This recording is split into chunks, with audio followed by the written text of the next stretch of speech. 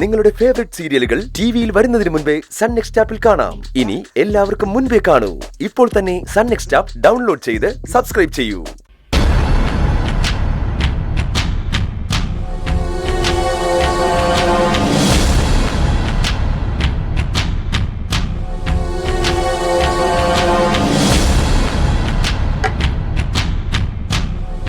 Sir, order. അപ്പൊ മോള് വരട്ടെ, എന്നിട്ട് പറയാം. ശരി സാർ.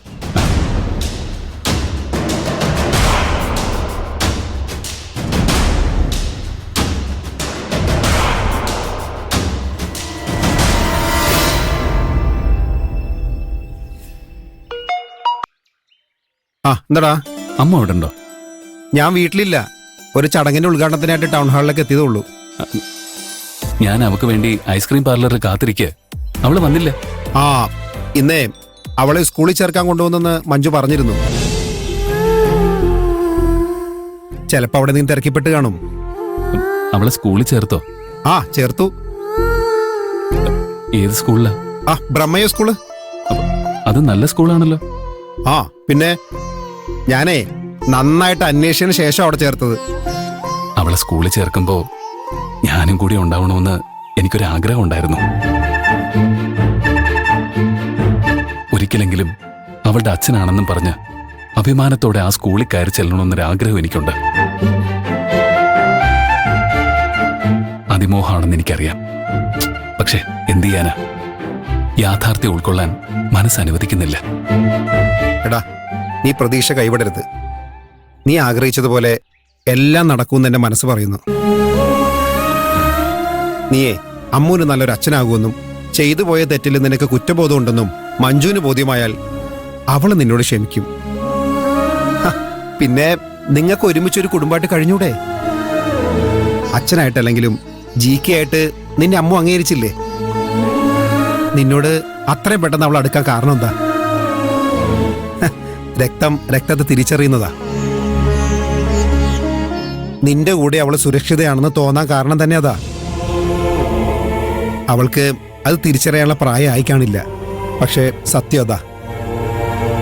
എടാ, നീ വെറുതെ മനസ്സിനെ തളർത്തരുത്. എടാ എടാ പിന്നെ ചടങ്ങ് തുടങ്ങാറായി കാണും. നമുക്ക് വൈകിട്ട് കാണാം. ശരി.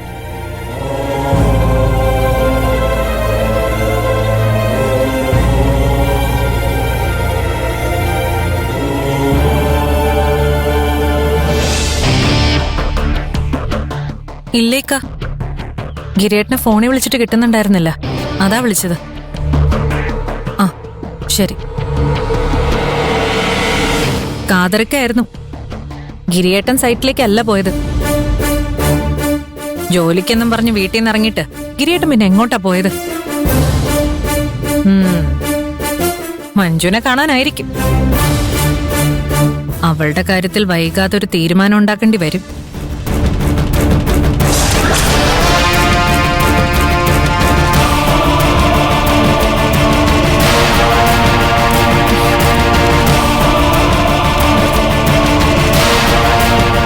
എനിക്ക് ഗിരിയേട്ടനെ സ്വന്താക്കാൻ സാധിക്കില്ല എന്നൊരു ആത്മവിശ്വാസം അമ്മയ്ക്ക് ഉള്ളതുപോലെ തോന്നുന്നു. അതൊക്കെ വെറുതെ. എന്നെ ഈ വീട്ടിൽ നിന്ന് പുറത്താക്കെന്ന് പറഞ്ഞ മഞ്ജുവിന് തന്നെ ഇവിടുന്ന് ഇറങ്ങിപ്പോണ്ട അവസ്ഥ ഞാൻ വരുത്തി തീർത്തില്ലേ? അതുപോലെ ഞാൻ ലക്ഷ്യം വെക്കുന്നതെല്ലാം ഞാൻ നേടിയെടുക്കും. ഗിരിയേട്ടനെ എങ്ങനെയെങ്കിലും ഞാൻ സ്വന്താക്കും. ഇനിയെങ്ങാനും തോറ്റുപോയാ എല്ലാവരെയും ഞാൻ കൊല്ലും.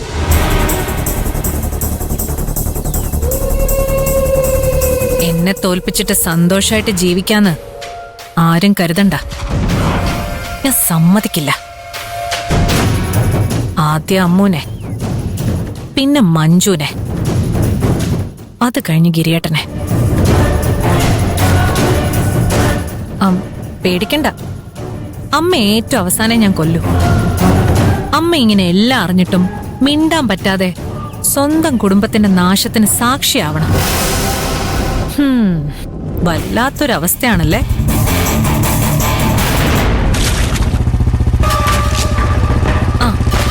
ഗിരിയേട്ടനെത്തിയല്ലോ.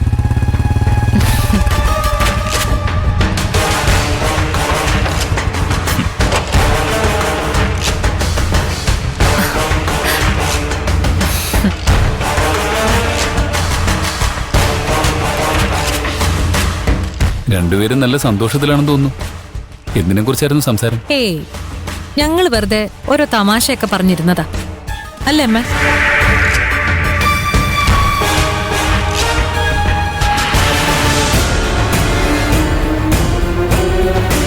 അല്ല, ഗിരിയേട്ടൻ എവിടെയായിരുന്നു?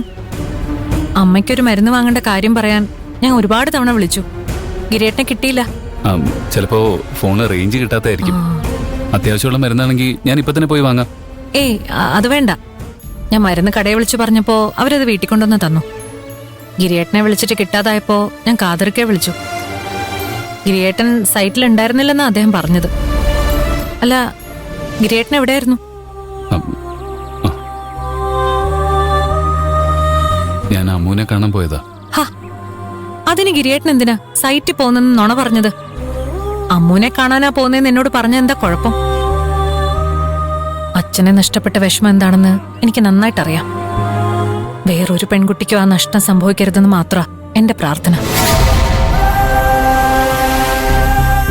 ഗിരിയേട്ടൻ അമ്മൂന്റെ കൂടെ നടക്കുന്നതില് എനിക്ക് സന്തോഷമേ ഉള്ളൂ. അവൾക്കൊരച്ഛന്റെ സ്നേഹവും കരുതലിന്റെയും ആവശ്യമുണ്ട്.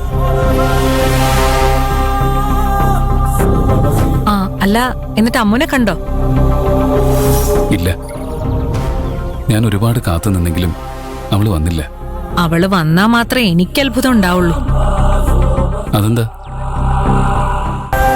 ഗിരിയേട്ടനെ അവള് കഴിഞ്ഞ 5 വർഷമായിട്ട് കണ്ടിട്ട് പോലും ഇല്ലല്ലോ. ഇത്രയും കാലം മഞ്ജു അവളോട് ഗിരിയേട്ടനെ കുറിച്ച് എന്തൊക്കെയാ പറഞ്ഞു വെച്ചിരിക്കുന്നതെന്ന് നമുക്കറിയില്ലല്ലോ. ഒരു കാര്യം എനിക്ക് ഉറപ്പാ, ഗിരിയേട്ടനെ കുറിച്ച് അമ്മുവിന്റെ മനസ്സിൽ മഞ്ജു ഒരുപാട് വിഷം നിറച്ചിട്ടുണ്ടാവും.